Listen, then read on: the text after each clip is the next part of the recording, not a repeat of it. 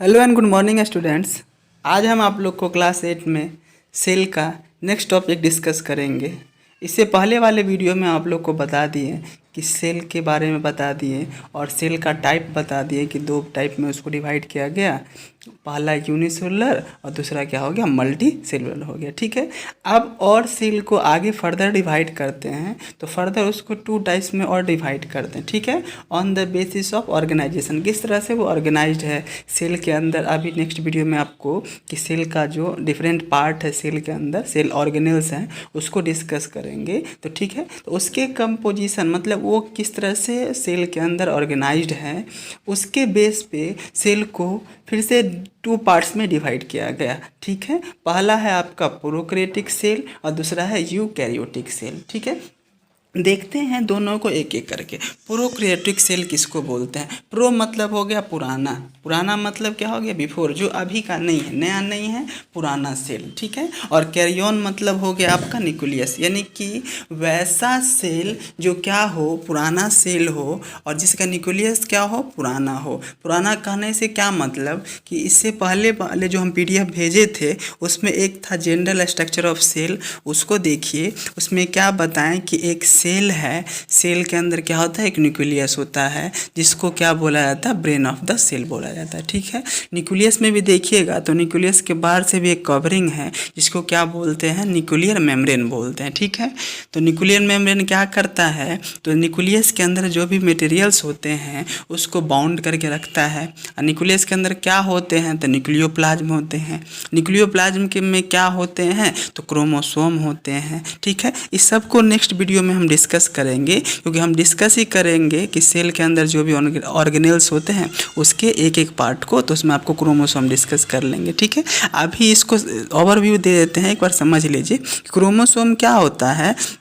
तो क्रोमोसोम जो होता है कि सेल के न्यूक्लियस के अंदर क्या होता है, थ्रेड लाइक स्ट्रक्चर होता है, धागा नुमा संरचना होता है। ठीक है, जो जेनेटिक मटेरियल को रखता है। जेनेटिक मटेरियल क्या क्या होते हैं आपको, डीएनए और आरएनए होते हैं। ठीक है, तो डीएनए का ही एक टुकड़ा होता है जिसको हम लोग जीन बोलते हैं। तो जीन का मेन काम क्या होता है कि इससे क्या हो गया कि एक जनरेशन से दूसरे जनरेशन कोई भी आपका जो आपका गुण गया, जैसे मान लीजिए कि हम हैं, तो हम कहाँ से हैं, मम्मी पापा से आए, तो मम्मी पापा का कुछ ना कुछ गुण हम में होगा, तो वो किसके कारण ट्रांसफ़र हुआ, मम्मी पापा से हम में। या एक जनरेशन का गुण दूसरे जनरेशन में किसके कारण ट्रांसफ़र होता है, तो ड्यू टू जीन, जीन के कारण ट्रांसफ़र होता है।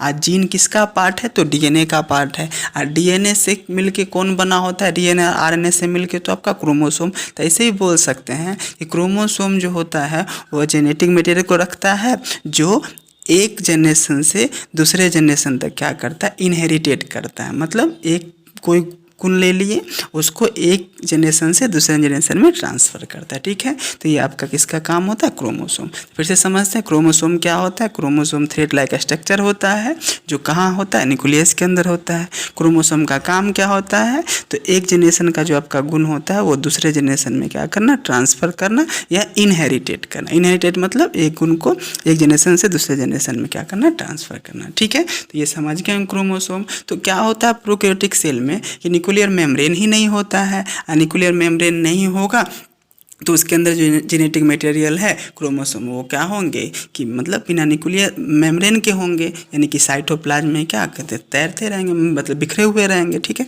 बताया था ना साइटोप्लाज्म किसको बोलते हैं, तो सेल के अंदर न्यूक्लियर मेम्ब्रेन और सेल मेम्ब्रेन के बीच का जो लिक्विड होता है, जेली लाइक सब्सटेंस होता है, उसको क्या बोलते हैं, साइटोप्लाज्म। तो न्यूक्लियर मेम्ब्रेन तो है नहीं, तो क्या होगा, जेनेटिक मटेरियल क्या होगा आपका कि साइटोप्लाज्म में क्या होते हैं, स्कैटर्ड होंगे। ठीक है, तो ये आपका प्रोकैरियोटिक सेल हो गया। यानी प्रोकैरियोटिक सेल मतलब जिसमें न्यूक्लियर मेम्ब्रेन क्या हो, एब्सेंट हो, उसको क्या बोलेंगे, प्रोकैरियोटिक सेल बोलेंगे। कुछ सेल ऑर्गेनेल्स भी एब्सेंट होते हैं, जैसे अभी आगे सेल में ऑर्गेनेल के बारे में डिस्कस करेंगे, लाइसोसोम, माइटोकॉन्ड्रिया, गोल्जी बॉडी, ये सब। तो उसमें से कुछ क्या होता है, एब्सेंट होते हैं, कुछ प्रेजेंट भी होते हैं। ठीक है, तो मेनली जो डिफरेंस है प्रोकैरियोटिक और यूकैरियोटिक में वो ये है कि प्रोकैरियोटिक सेल मतलब पुराना न्यूक्लियस, पुराना न्यूक्लियस मतलब इसमें न्यूक्लियर मेम्ब्रेन क्या हो आपका, एब्सेंट हो। ठीक है, अब देखिए इसके एग्जाम्पल में है बैक्टीरियल सेल, ब्लू ग्रीन अलगे जिसको साइनोबैक्टीरिया बोलते हैं, ठीक है। ये सब पुराना सेल है, तो पुराना सेल होगा तो क्या होगा, न्यूक्लियर मेम्ब्रेन क्या होंगे, एब्सेंट होंगे, ठीक है।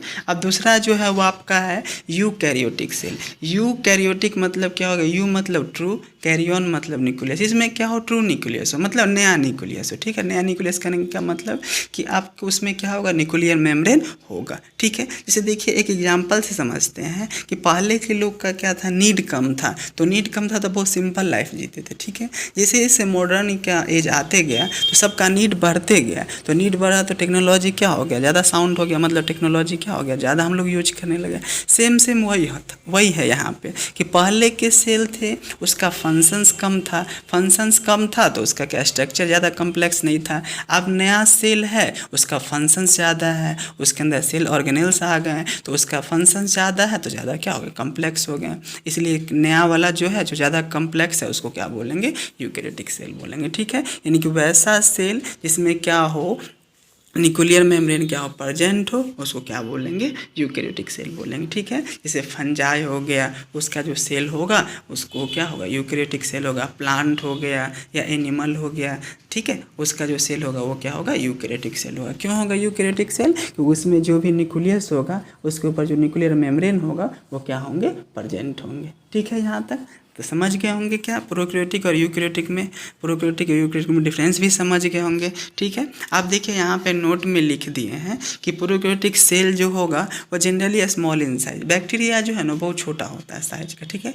तो नॉर्मली जो प्रोकैरियोटिक सेल को देखा गया, सब प्रोकैरियोटिक सेल क्या है आपके कि स्मॉलर इन साइज के, मतलब छोटे साइज के होंगे, ठीक है।